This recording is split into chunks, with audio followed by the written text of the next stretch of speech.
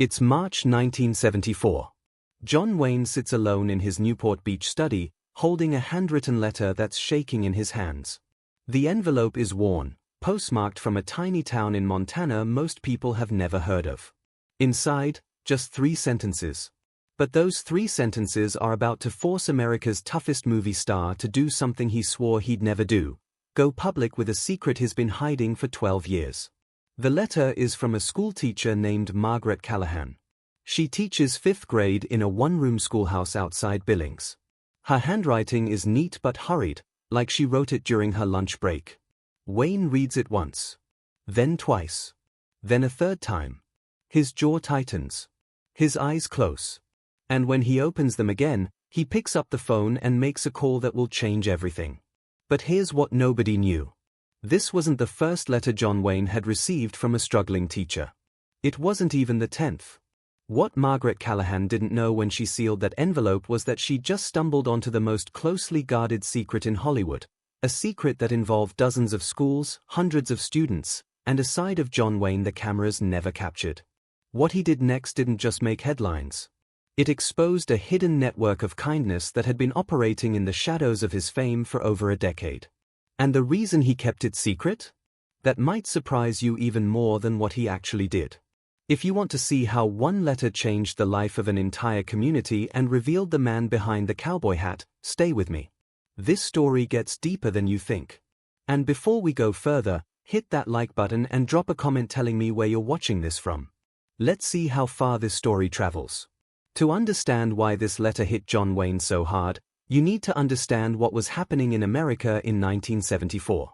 The country was bleeding. Watergate was tearing apart trust in government. The Vietnam War had just ended, leaving the nation exhausted and divided. Inflation was crushing working families. And nowhere was it hitting harder than in America's forgotten rural schools. Teachers in small towns were making less than factory workers. In places like Margaret Callahan's Montana district, a 5th grade teacher earned around $6,000 a year. That's roughly $35,000 in today's money, for a job that required a college degree. Classrooms were falling apart. Textbooks were 10 years out of date. Some schools couldn't afford heating in winter. Parents were pulling their kids out to work family farms just to make ends meet. And John Wayne? By 1974, he was 77 years old, battling lung cancer, and watching his body betray the larger-than-life image he'd built across 50 years of film. He'd just finished filming his last movie. Every morning was a reminder that time was running out. He was getting hundreds of letters a week, requests for money, autographs, endorsements, political support. His secretary had a form letter ready for each category. Most celebrities ignored these letters entirely. The ones who didn't had publicists handle everything. It was a liability issue. Send money to one person, and 1,000 more show up. Get involved personally, and you open yourself up to scams, lawsuits, stalkers. The smart play was to keep your distance. Stay behind the wall of fame. But John Wayne had never been good at doing the smart thing. And Margaret Callahan's letter was about to prove it. What nobody in Hollywood knew, what even Wayne's closest friends didn't fully understand, was that for the past 12 years, he'd been running a secret operation. No press releases. No tax write-offs. No foundation with his name on it. Just quiet checks, anonymous donations, and phone calls made from his private line to school principals in towns nobody had ever heard of. Margaret Callahan's letter was about to blow that operation wide open. And once the truth came out, there would be no going back. Margaret Callahan didn't ask John Wayne for money. That's the first thing you need to know. Her letter wasn't a sob story or a guilt trip. It was simpler than that, and somehow more devastating because of it. She wrote, "Mr. Wayne, I have a student named Billy Garrett who has never owned a new book. His family can't afford them. He reads every Western novel in our library twice. He says you're his hero. I thought maybe you could send him an autographed picture. It would mean the world to him." That was it. 3 sentences. A request for a signed photograph. Not money. Not a donation. Just acknowledgement that a 10-year-old boy in Montana existed and mattered to someone famous. Wayne read that letter on a Tuesday morning. By Tuesday afternoon, He'd called his secretary and told her to cancel his appointments. By Tuesday evening, he'd tracked down the phone number for Margaret Callahan's school. When she answered, she almost dropped the phone. John Wayne's voice, that unmistakable gravel, was on the other end, asking her about Billy Garrett. What books did he like? What did he want to be when he grew up? How was he doing in school? Margaret stammered through the answers. Billy was bright but quiet. His father had died 2 years ago in a mining accident. His mother worked double shifts at a diner just to keep the lights on. Books were a luxury they couldn't afford. But Billy had memorized entire scenes from Wayne's movies. He'd draw cowboys in his notebook during recess. He told Margaret once that when he grew up, he wanted to be brave like the Duke. Wayne went quiet on the phone. Margaret thought maybe the connection had dropped. Then he said, "Miss Callahan, I'm going to send Billy something. But I need you to do me a favor. Don't tell anyone where it came from. Can you do that?" She promised. 2 weeks later, a package arrived at the school. Inside was an autographed photo. But there was also something else. A box containing 50 brand new hardcover books, adventure novels, westerns, history books, even a set of encyclopedias. And tucked inside one of them, an envelope with $2,000 in cash and a note, "For Billy. And for any other student who needs books. Keep this between us." Margaret kept her promise. For 3 months. But then something happened that made staying quiet impossible. And when the truth finally came out, it revealed that Billy Garrett wasn't the first student John Wayne had quietly helped. He wasn't even close. Here's what Margaret Callahan didn't know. John Wayne had been doing this for 12 years. Not occasionally. Not as a one-time gesture. He'd been running a covert operation to support teachers and students across rural America, and he'd gone to extraordinary lengths to keep it hidden. It started in 1962. Wayne was filming a western in Arizona when he stopped at a diner in a small town outside Tucson. The waitress, a woman in her 50s named Helen, recognized him immediately. They chatted. She mentioned she was also a substitute teacher at the local elementary school. Budgets had been cut. They'd had to cancel the school library. Kids were sharing textbooks, 2 students to 1 book. Some didn't have paper to write on. Wayne didn't say much. But 3 weeks later, Helen received a call from the school principal. An anonymous donor had just funded a complete library renovation, new books, new shelves, even new carpet. $10,000. The donor had one condition: his identity could never be revealed. Helen knew. She never said anything publicly. But she wrote Wayne a thank you letter. He wrote back, asking her to keep him updated on other schools that needed help. She did. And she introduced him to other teachers. And those teachers introduced him to others. Within 5 years, Wayne had a quiet network of educators across 12 states who would send him letters about students and schools in crisis. He kept detailed records in a locked filing cabinet in his study. Each letter, each school, each student. He'd read them late at night when the rest of the house was asleep. Some he'd respond to with books or supplies. Others got checks ranging from $500 to $5,000. He never attached his name. He never told reporters. He never took a tax deduction. His accountant called it financial insanity. Wayne called it paying forward. Why did he do it? His own childhood held the answer. Wayne grew up poor in Southern California.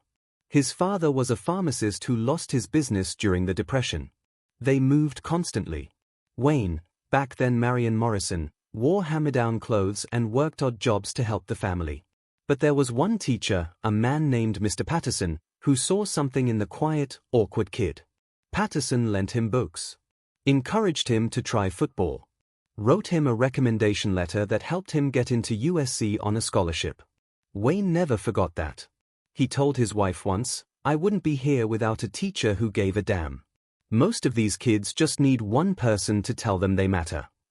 By 1974, Wayne had quietly helped 43 schools and over 200 individual students. Billy Garrett's situation hit differently because it reminded Wayne of himself, a fatherless boy trying to find heroes in stories because real life felt too hard. But Margaret Callahan's letter arrived at a complicated time. Wayne's health was failing. He knew he didn't have much time left. And he'd started to question whether his secret approach was actually selfish. Maybe going public could inspire others to help.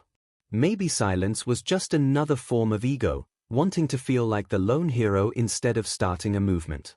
That internal conflict came to a head in June 1974, when a local Montana newspaper ran a story about the mysterious donations to Margaret Callahan's school.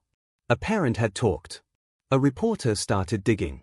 And within 2 weeks, John Wayne's secret was headline news across America. The headlines hit like a thunderstorm. John Wayne's hidden charity empire exposed. Hollywood's toughest cowboy has a secret soft spot. The Duke's dozen-year mission to save America's schools. Wayne hated it. He released one statement through his publicist: "I don't think helping kids should be news. It should just be what we do." Then he refused all interview requests and retreated to his ranch. But the story wouldn't die. Reporters tracked down the schools. Teachers came forward. Helen from Arizona. A principal in Wyoming who'd received funding for a new gymnasium. A librarian in Nebraska who'd gotten an entire collection of history books. The network Wayne had built in secret became a public record of quiet, consistent generosity that had touched hundreds of lives. Margaret Callahan gave one interview to a regional Montana paper. She was terrified she'd betrayed Wayne's trust. But what she said changed the narrative. Mr. Wayne didn't do this for publicity, she explained. He did it because he believed every child deserves a chance to dream. Billy Garrett dreams of being brave. Mr. Wayne made sure Billy knows that bravery isn't just in movies. It's in showing up for people nobody else is paying attention to. Billy Garrett himself wrote Wayne a letter. It said, "Dear Mr. Wayne, thank you for the books. I didn't know anyone famous knew I existed. Now I know I matter. I'm going to work hard in school and help other kids someday like you helped me." Wayne kept that letter in his wallet until the day he died. The public response was massive. Within 3 months, Wayne's office received over 10,000 letters from people wanting to donate to schools. Other celebrities started their own education funds, some with press releases, some quietly following Wayne's original model. Congress held hearings on rural school funding, citing Wayne's exposed charity as evidence of systemic neglect. By 1975, federal funding for rural education increased by 18%. Historians would later credit the Wayne effect as a turning point. But there was a cost. Wayne received hate mail too. Critics accused him of political grandstanding. Others questioned why he hadn't done more, or done it publicly from the start to create faster change. Some schools he'd helped were suddenly flooded with media attention they didn't want, disrupting students and teachers who'd valued privacy. Wayne struggled with it. In one rare interview late in 1974, he admitted, "Maybe I should have spoken up sooner. Or maybe the whole thing should have stayed quiet. I honestly don't know anymore." What he did know was this: he was running out of time. And there was one letter he'd received after the story broke that he never answered. That silence would haunt him. The letter came from a teacher in Kentucky. Her name was Ruth Sanderson, and she'd been teaching for 32 years in one of the poorest counties in Appalachia. Her school had no heat in winter. Students walked miles through snow to get there.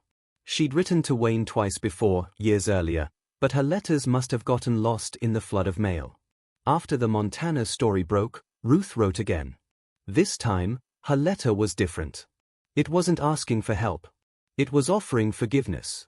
She wrote, "Mr. Wayne, I know you can't save every school. I know you did what you could. But I need you to know, there are thousands of us out here still fighting. And we're tired. I just wanted to write so you'd know that your secret wasn't just about the kids you helped. It was about showing the rest of us we're not forgotten. Even if you can't help my school, knowing you tried somewhere gives me hope to keep trying here." Wayne never responded. Not because he didn't care, but because he didn't know what to say. He was dying. His body was failing. He couldn't save every school. He couldn't answer every letter. And the guilt of that, of being one man with limits, crushed him. His son later said that Wayne kept Ruth's letter on his desk until his death in 1979. He'd read it sometimes late at night. Not because it made him feel good, but because it reminded him of something he believed deeply, that the measure of a man isn't in what he accomplishes, but in whether he tries when nobody's watching. The schools he couldn't help haunted him as much as the ones he did. And maybe that's the point. Real compassion isn't comfortable. It costs something. Even for heroes. John Wayne died 5 years later, in June 1979. He was 72.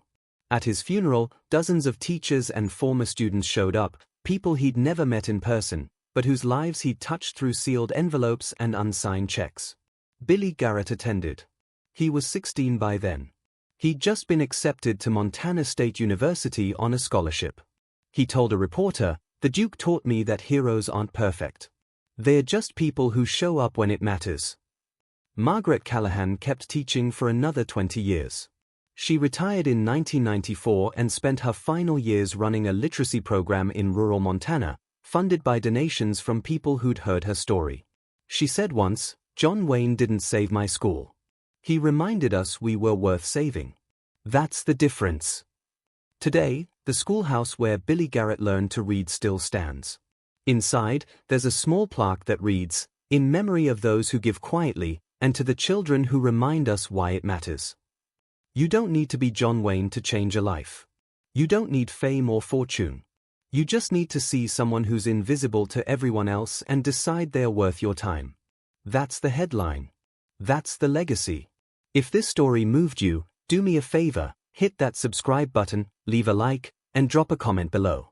Tell me where you're watching this from, and share one teacher who changed your life. Let's honor the people who show up when nobody's watching. Because that's a story worth remembering.